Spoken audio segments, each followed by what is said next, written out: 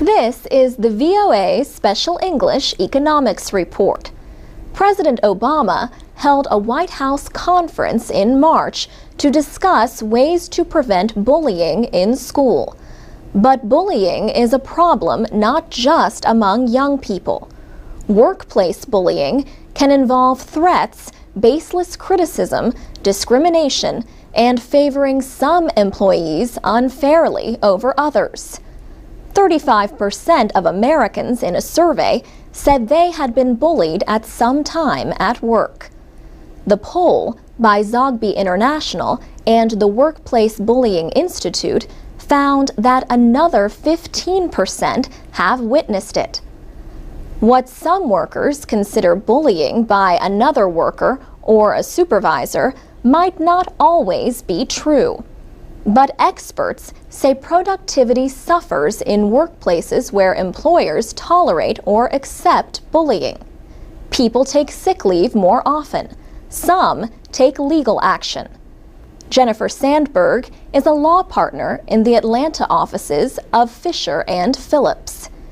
She represents companies in labor cases. She says employers can avoid most problems simply by acting in a professional, businesslike way. In her words, "The best advice I can give to managers and supervisors is not to worry about the law, but to be sure that their behavior is professional." She says this means that everyone plays by the same set of rules. She points out that there are still basic rules that every single person in an organization needs to follow. People who bully spend less time on productive work. They can make the workplace tense and unhealthy. Author and executive coach Lauren Mackler calls it a toxic environment. She advises people to avoid emotional conflict and childlike reactions when faced with insulting criticisms.